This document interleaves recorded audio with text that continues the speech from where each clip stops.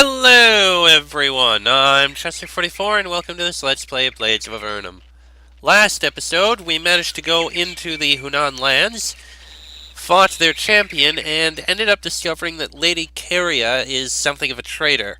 She, led their scouts through the forest, convincing them that there was going to be an attack on them, and when we killed their scouts, we went and attacked them.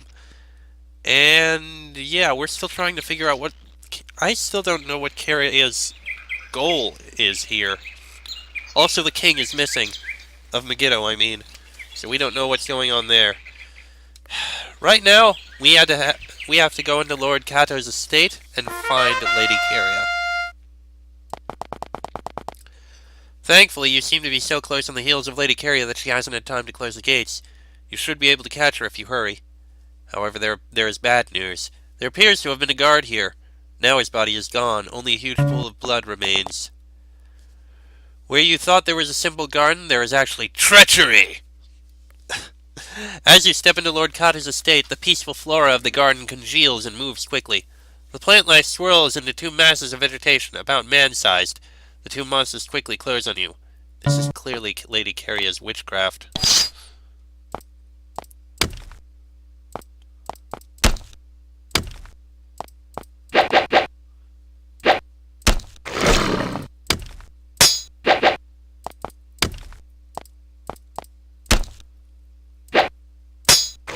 They died quickly and easily. Alright, let's get exploring. Oh look, a papyrus sheet.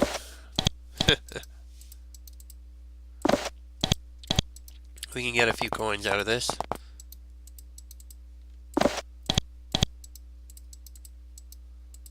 After all this, anyway. A note has been left pinned to the door. Victor, remember, tell the visitors that I'm hunting with the Saramite, and I'll be back before the moon wanes. Tell them to talk to Dunaflin if they need to. At the bottom there's a six-pointed star. Who could Victor be? Perhaps the now-deceased guard of the front gate? Oh, didn't mean to click that.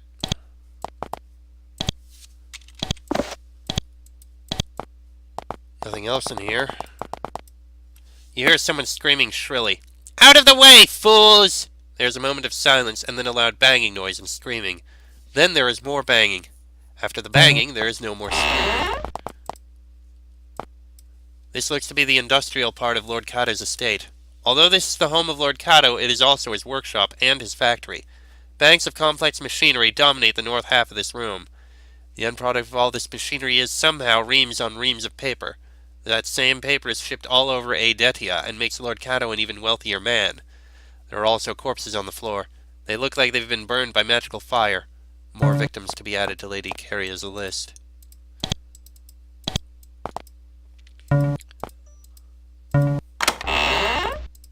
These appear to be the personal notes of Lord Cato. There's lots of useless information, like shipping prices and sales dates.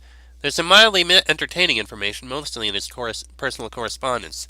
And then there's loose leaves of paper. They don't look like they're written in Lord Cato's hand.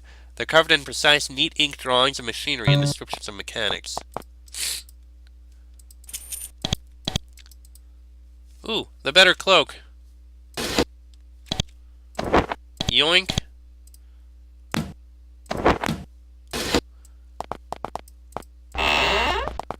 Nothing in here.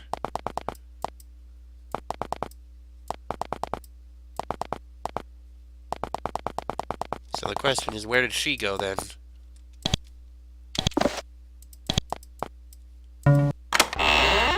This room is extremely hot and humid. The explanation for why is obvious. In the northwest corner of the room there is a tank, half water, half superheated fuel. Whatever it is, it must play a part in Lord Cato's machinery. From here you can get a better look at Lord Cato's steam machine. Looks like water waits in a reserve, then pours directly into the fuel area by way of a pipe. This probably creates huge amounts of steam, and overhead you can see a large vent. It would make sense that the steam passes through there, on to another part of Lord Cato's estate.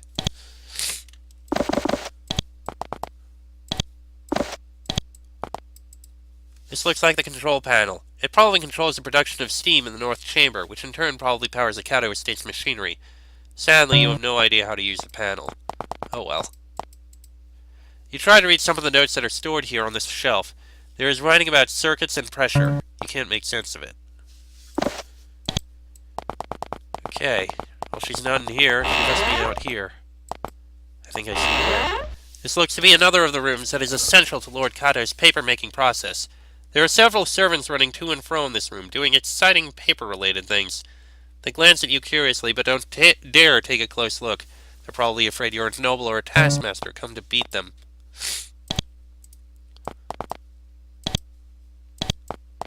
Can't take anything here. Just your luck. You trigger another of Lady Carria's enchanted plant ambushes. Some of the monsters are shaped not out of regular plant matter, but huge mushrooms. Great, really great.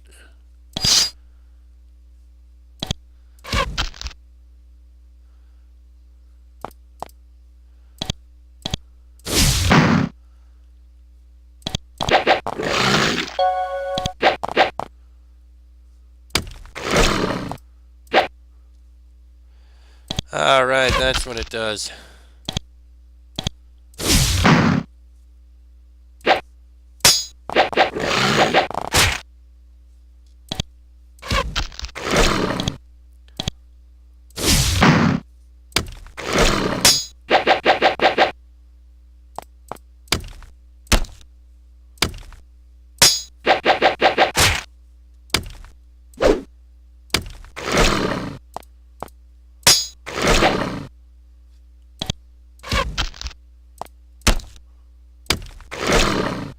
Okay, there we go. Whoever was in here died. A bolt of fire scroll. Well, that's something. Get rid of that, thank you. Well, we found her. Alright, in we go. You finally catch up to Lady Carria. She is backed against a wall and makes a final defiant stand against you. "You can do nothing against the power of nature itself!" she shouts. She waves her hands and begins performing her animation magic.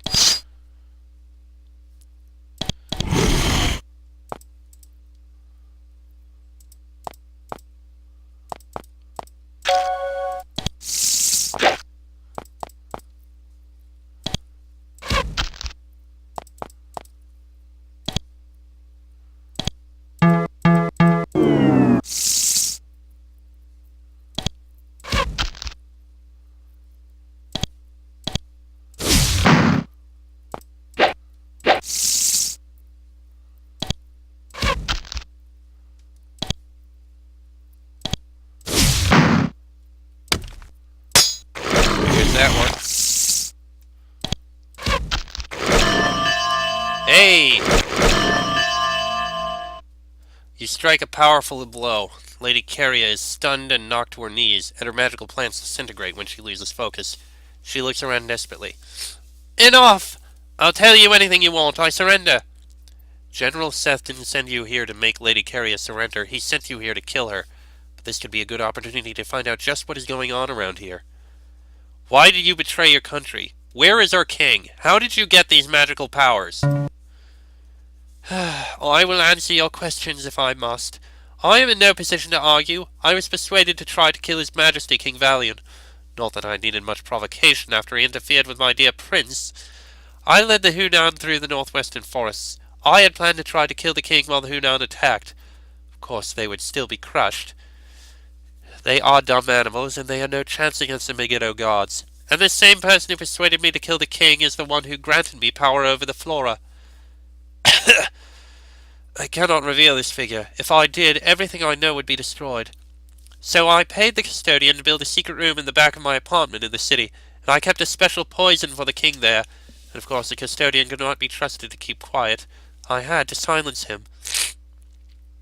But when General Seth burst into the audience chamber, I knew my time had come. And an earthquake struck, so I took the opportunity and ran. I ran here. I had nothing to do with the king's disappearance, and that is all I will say. She winces as she touches and inspects her wounds. I'm dying. I can feel it. I shall spend my last moments at peace. It's time for you to die. Lady Carria watches with her apprehension as you come closer. She steels herself for the finishing blow. Then suddenly she says, "Wait! Tell the prince I'm sorry. And General Seth, tell General Seth I hate him." She closes her eyes slowly. "Now end it. You oblige. Another job well done." Okay. Interesting. So then who organized all of this? Lady Caria was, among other things, an academic and an herbalist. While browsing through her notes, you find an easy and relevant recipe. Her notes say it will give the drinker more energy. Sounds useful. Caria's mortar. What's this? +1 to potion making. Huh. This must have been Lady Caria's room, but it is bare and dusty. She must have been living somewhere else for quite a while.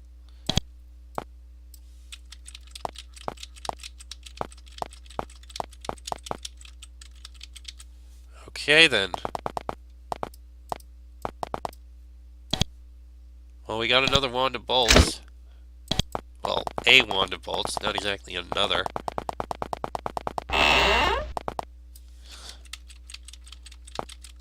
How fortunate! You find a hidden passageway. It probably leads to a huge treasure chest or a magic spellbook. Or something very important, very secret, and very dear to Lord Kato. This appears to be the mausoleum of Lord Kato's family. They have the traditional urns, good followers of Helios burn dead bodies so that they may ascend to heaven with Helios. But there's something off about this room. There's an odd skittering sound. That can't be right. The room is empty.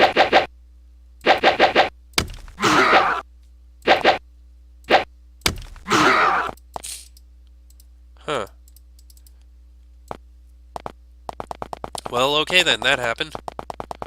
Let's get out of here.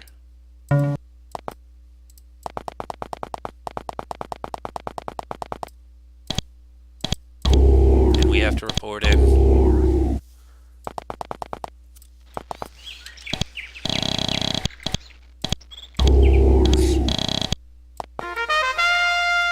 Okay.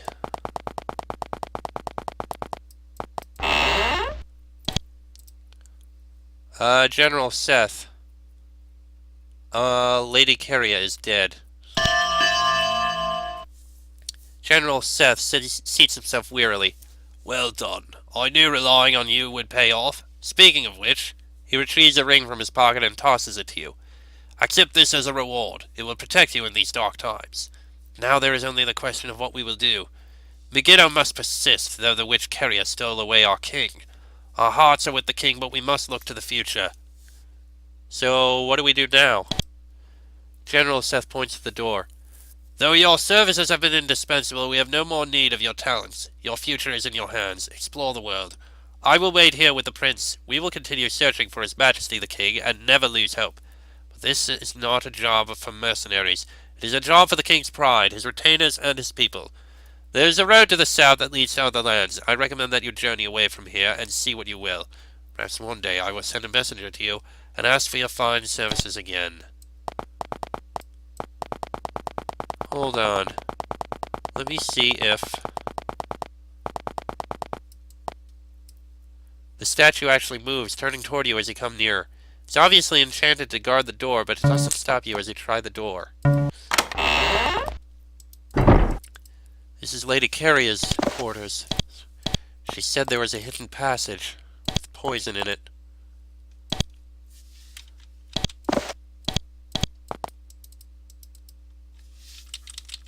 Among the notes and papers stacked here, something catches your eye. A scrap of paper says, "Caria, make sure you kill the janitor. Cover all your tracks." Searching for more information, you see another similarly styled notes. It says, "You should create a distraction before you move against the king. Try the Hunan. It's in our interests." Silver coins and a silver ring. There's the poison.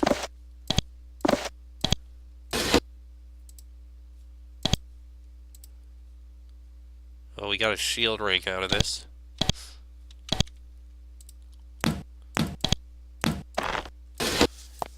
That appears to be it.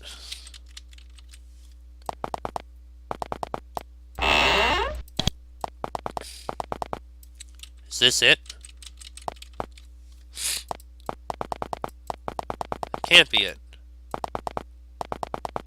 Yet it seems like it is.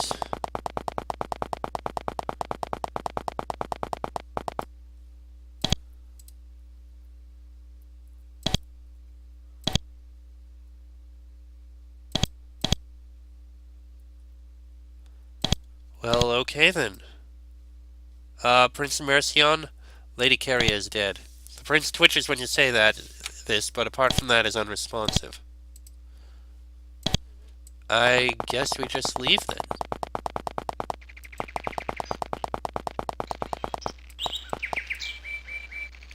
Yes, it's time to leave. Your job done, you journey out of Megiddo. There are so many unanswered questions. Who told Lady Carrier to kill the king? Who gave her those powers? Is this an end in and of itself? The future of Megiddo is far from certain, and it looks like it will be a dark winter for these poor people. And so the scenario ends. Strange. I feel like there's more we could have done, but I don't know where or how. Or maybe it was supposed to be like that, with unanswered questions. I don't know. Still, it wasn't a bad scenario. Very interesting in its own way. Well, next episode we'll move on to another scenario by another creator. Till then, I'm Chester44, that is Fox, Sheik, Bonnie, and Draco. This has been a Blades of Avernum Let's Play, and I shall see you all next time.